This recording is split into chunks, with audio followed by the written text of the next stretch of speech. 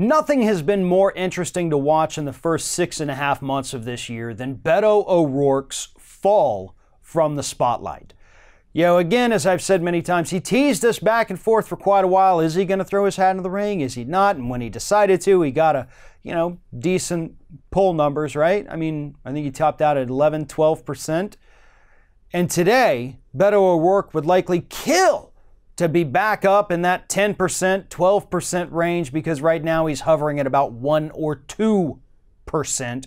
Some polls show him actually as high as 5%. Still way behind basically the top tier of the entire Democratic field at this point, and falling. So Beto O'Rourke, in a desperate attempt to gain more support, on Sunday evening released a post that he wrote on Medium, admitting that he recently found out that both he and his wife were the descendants of slave owners. Now, this is a noble admission. I admire this admission. I think it's a good admission. I do think this is something he needed to do, because God forbid if the opposition got a hold of this information and revealed it before Beto did, that would have been awful for a campaign. And to be honest, I believe that is 100% why he chose to do it. Now, again, I still agree with his decision to do this, and I think this is something people need to understand. And honestly, I'm not going to hold that against Beto O'Rourke in any way. Because he said, listen, I benefited from this system where human beings could own other human beings, and that money and that privilege has been passed down generation to generation, and that includes me. I am a beneficiary of it, and we need to have a better, bigger discussion on this particular issue. Also, I agree with O'Rourke on that. But then the whole post kind of turned into a campaign pitch, because he started going into how, if elected president, he is going to help the African American community with things like Medicare for all, and we're going to get reparations, and we're going to have criminal justice reform. And now you can understand the other reason why Beto O'Rourke decided to release this post. It had nothing with clearing his conscience. It had nothing to do with, apologizing for the actions of his ancestors. It was all a big campaign pitch.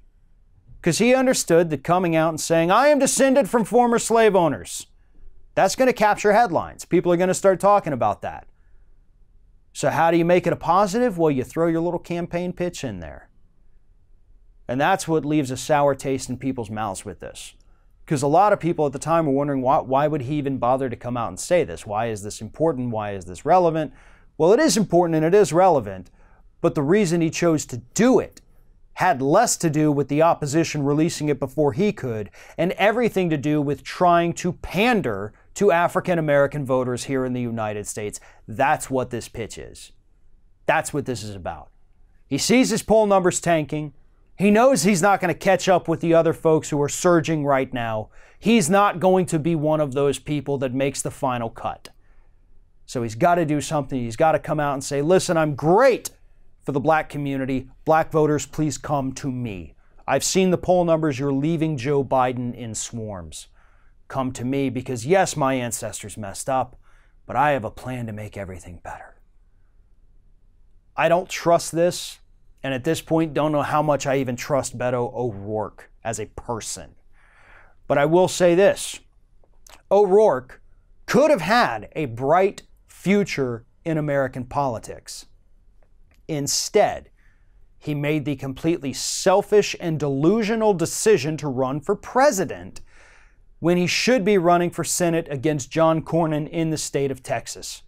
Could have unseated this highly unpopular Republican senator who's been in office for far too long. Could have honed his craft in the Senate. Could have moved a little further to the left after years of pushing. But instead, after failing to unseat Ted Cruz, decides immediately after that, you know what goes good with failure? A bid for presidency. And that campaign is tanking even faster than his one against Ted Cruz, which he had a shot at. He really did.